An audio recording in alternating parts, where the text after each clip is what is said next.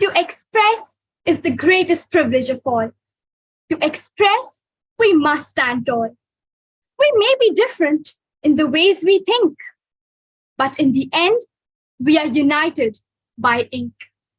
Good evening, ladies and gentlemen. I am Milana Emanuel, your host for today's program. It gives me immense pleasure to be a part of this event where we have managed to connect with brilliant lingophiles from India, Malaysia, and the rest of the world. I extend you all a very warm welcome to the Student Special Open Mic Session, conducted by United by Ink. Today we get to listen to various pieces woven together beautifully on this prestigious platform, for which I would like to express my earnest gratitude to the founder of UBI, Sapna Kekreji, Shyam Sir, and Suchi Ma'am, the student coordinator. UBI is an international forum which is a thriving community of nearly 10,000 enthusiastic artists. We host a free blogging platform, www.unitedbyink.org, for writers and imaginative souls. We also provide pre- and post-publishing support, marketing support, and distribution support to creative enthusiasts.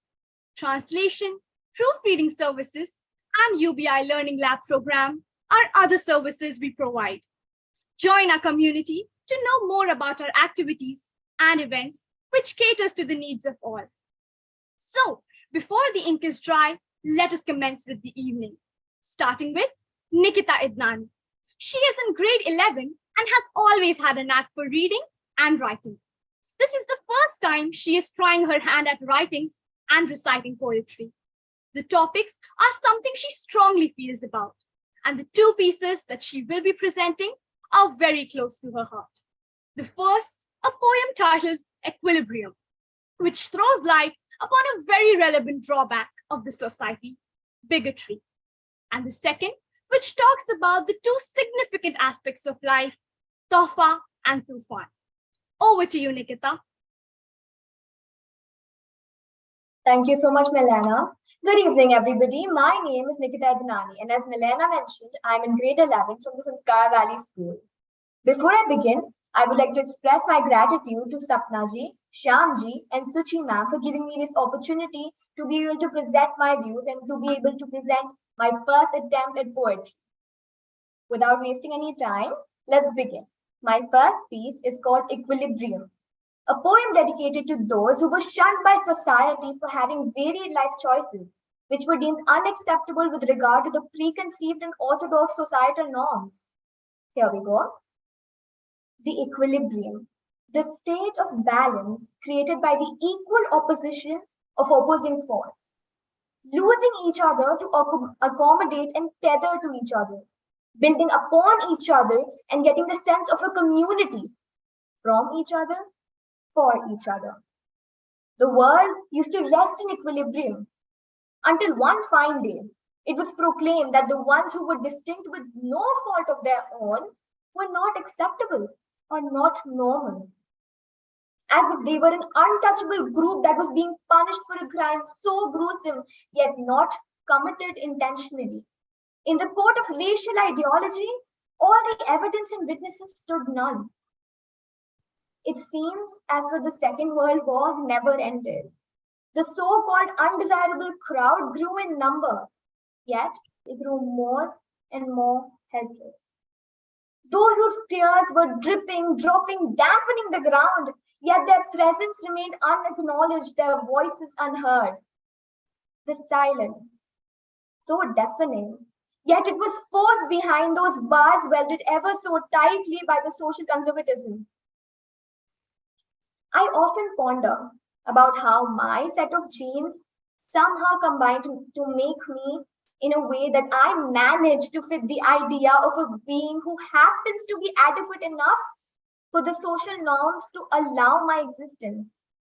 I often ponder whether I'm grateful or not for not being on the receiving end of this painful spectrum. My heart goes out to those who are overcompensating every hour, every minute, every second because they failed to be someone they were expected to be. fighting all their life, fighting a world that simply wasn't ready for them. The fight that has been shattering all borders to unite those warriors who have broken out of the molds that they didn't fit in. They had no role models or leaders, so they became those figures, not only for them, but for all those who can't fight this war themselves. They battle valiantly in a war that goes on every day, every second. Perhaps one day the war will end. One day when color, gender, and caste would merely be words on a form, where the answer would not be judged. Where the love for all beings will be distributed as the sun spreads its light to every corner, equally and undiscriminating. One day where the equilibrium will be restored again. Perhaps one can only dream. Thank you. That was my first piece. Moving on to my second piece, it's called Tohfa and Tufan. This is a poem dedicated to two coexisting aspects of life. Tohfa means a present or a gift that is intended to be liked by the receiver, and Tufan means a hurricane that would inevitably lead to destruction. I like to believe that every situation is either something that can lead to a mess or lead to something beautiful. Here we go. I am aware that there are topics I'd rather not talk about. I am aware that of the risks I'll entangle myself in. I am aware that it can be either one of them, but never both. I am aware that it will rarely be as I want it to be. I am aware I will have to accept it as I get it. I am not aware whether this crack in my heart would perish me or preserve me. I am not aware whether this undying sense of abandonment would save me or destroy me. I am not aware whether this fresh wound would open new wounds or heal my old ones. I am not aware whether this present would lead me to an equivalence of what I truly want or what I truly dread. It seems like an infinite loop of my anxiety getting the better of me while I keep looking over my shoulder when the push comes to me face front. It seems like an infinite abyss through which I fall as one would in a lucid dream, completely losing control over what happens to me. Through this ocean of uncertainty, wherein each stride is stronger than the last and each tide manages to chip away a part of me. And when the wave comes and push comes to shove, at least I would know. At least I would know that it will be either a tohfa or a tufan. It will be the reason for my contentment or for my dejection. I know not what it will be, but I know for sure that both will lead me where I need to be. I'm aware that it is fate who's driving this. I'm aware that there will be bumps. I'm aware that it can be either one of them, but never both. I'm aware it will rarely be what I want it to be. I'm aware I will have to accept it as I get it. Thank you, everybody. That is it from my side. Back to Milena. Thank you. Thank you so much, Nikita. Listening to you was delightful.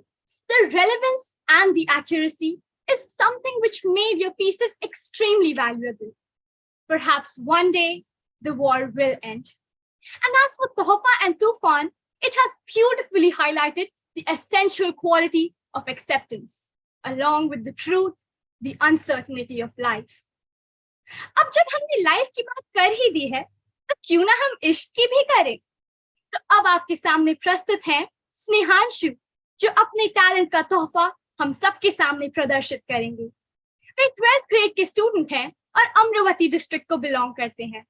Snehanshu 5 साल से singing सीख रहे हैं और आज वो हम सबके लिए इश्क सूफियाना गाएंगे। Over to you, Snehanshu. Good evening to all of you. Myself Snehanshu Pradeep Henve, and I am learning in 12th standard. मैं आपके सामने सॉन्ग गाने वाला हूँ इश्क सूफियाना।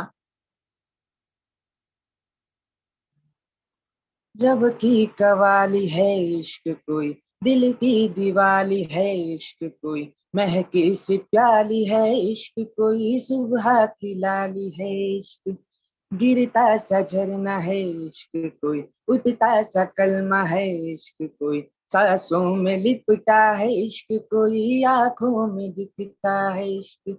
हो मेरे दिल को तुझा से जुदा कर दे, यू बस तू मुझको फना कर दे, मेरा हाल तू मेरी चाल तू बस कर दे आशिकाना, तेरे वास्ते मेरा इश्क सूफियाना, मेरा इश्क सूफियाना, मेरा इश्क सूफियाना, तेरे वास्ते मेरा इश्क सूफियाना, मेरा इश्क सूफियाना, मेरा इश्क सूफियाना। सोचू तुझे तो है सुबह, सोचू तुझे तो शाम है, हो मंजिलों पे अब तो मेरी एक ही तेरा नाम है, तेरे आग में ही जल के कोयले से हीरा बन के, ख्वाबों से आगे चल के है तुझे बताना, तेरे वास्ते मेरा इश्क सूफियाना, मेरा इश्क सूफियाना, मेरा इश्क सूफियाना, तेरे वास्ते मेरा इश्क सूफियाना, मेरा इश्क सूफियाना, मेरा इश्क सूफियाना। सोचू तुझे तो है सुबह,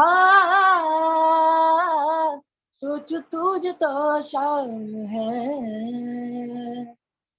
साथ साथ चलते चलते हाथ छूट जाएंगे, ऐसी रातों में मिलो ना, बातें बातें करते करते रातें कट जाएंगी, ऐसी रातों में मिलो ना, क्या हम है क्या रब है, जादू है वही सब है, मेरे लब मिले तेरे लब खिले, अब दूर क्या है जाना, तेरे वास्ते मेरा इश्क सूफियाना, मेरा इश्क सूफियाना, मेरा इश्क सूफियाना, तेरे वास्ते मेरा इश्क सूफियाना, मेरा इश्क सूफियाना, मेरा इश्क सूफियाना।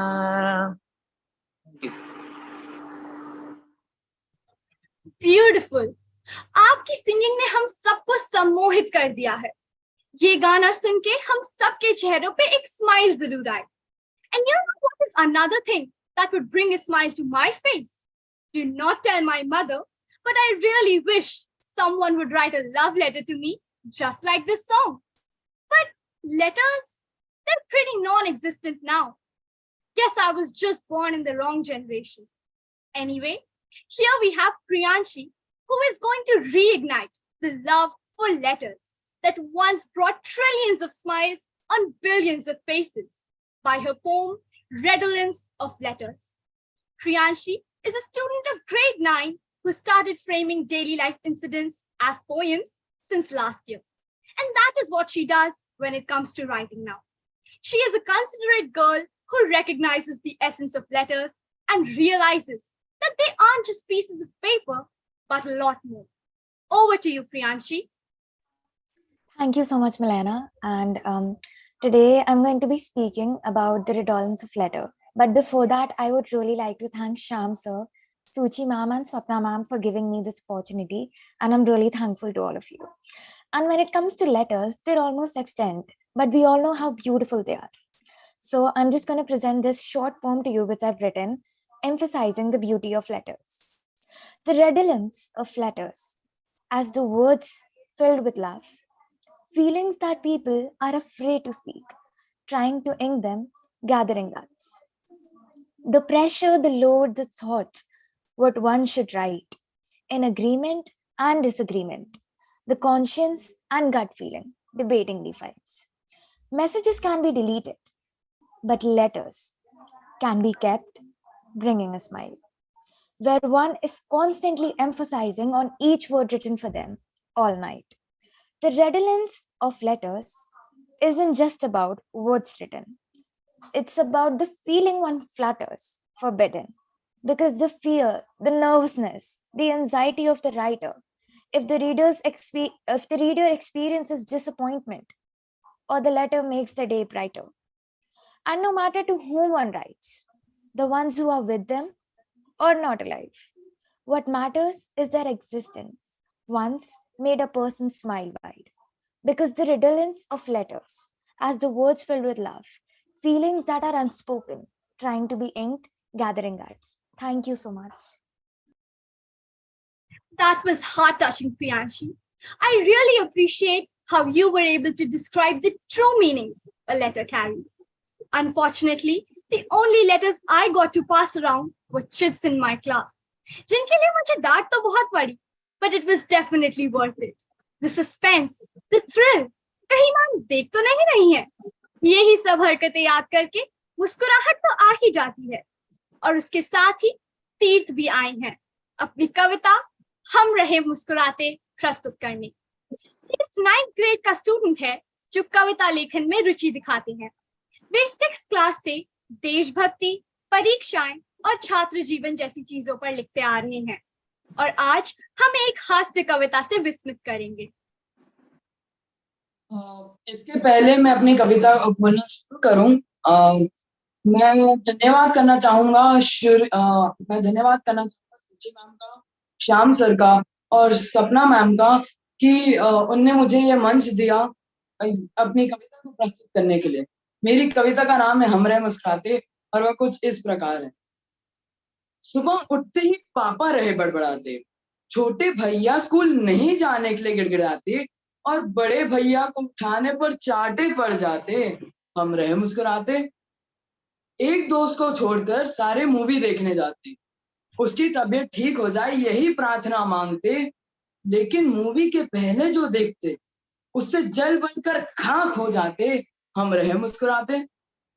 वह दोस्त अपने प्यार के साथ वहां दिख जाते, कोने की सीट पर एक दूसरे को पॉपकॉर्न बांटते और हम दोस्त हमारे जीवन के बारे में सोचने लग जाते, हम रहे मुस्कुराते।